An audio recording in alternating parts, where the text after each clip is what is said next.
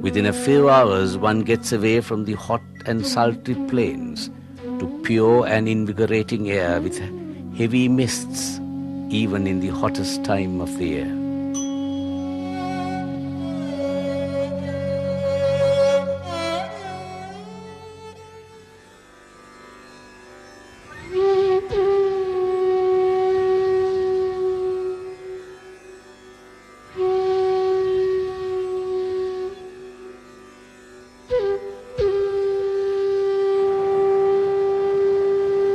The Tank civilization and the agrarian economy of ancient Sri Lanka reaches its most glorious phase in the 12th century at Polonnaruwa.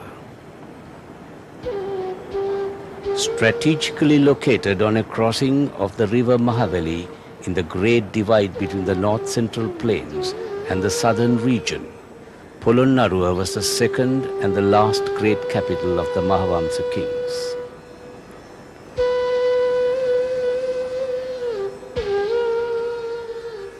However, Polonnaruwa's place in history was mainly due to Parakramabahu the Great, in whose reign of 42 years the city very nearly surpassed its predecessor in splendor and fame.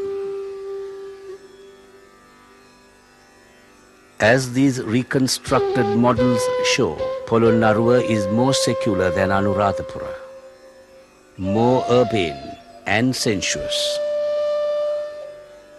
Moreover, as the ruins are not so ruined, they require less effort of imagination to enable one to recast scenes of the past. Polonnaruwa dominates in weather-worn brick as against the purer rock creations of Anuradhapura. There is a decadent stucco ornamentation which whispers of imitation.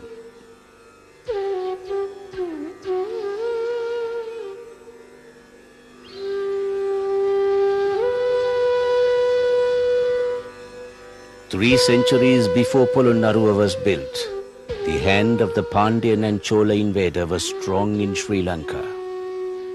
This, no doubt, is one reason why the style and architecture of Polonnaruwa is predominantly Hindu in type.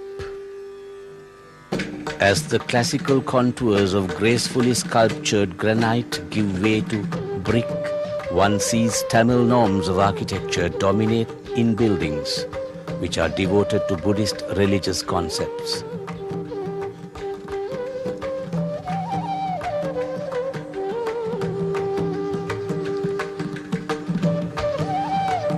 Parakrama himself was a Brahmin and chiefly of Tamil blood, as doubtless were his court and nobility.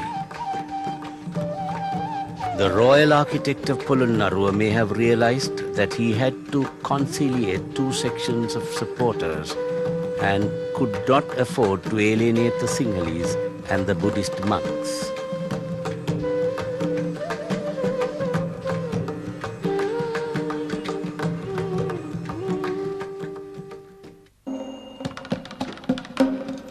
As the Sinhala kingdom began withdrawing to the central hills in the great historical shift known as the drift to the southwest, the jungle tide crept over Pulatti Nagara, as Polonnaruwa was referred to in the ancient chronicles. By the beginning of the 19th century, it had become a malaria-infested marginal settlement known as Thopari.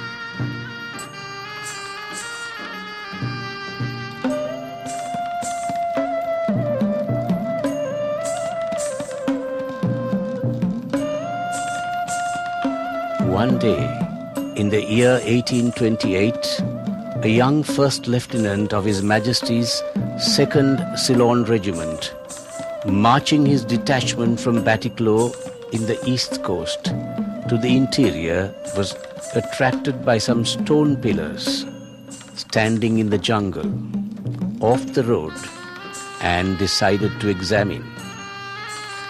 It was he, Lieutenant M.H. Fagan, who stumbled upon the ruins of Polonnaruwa after 5 centuries of oblivion.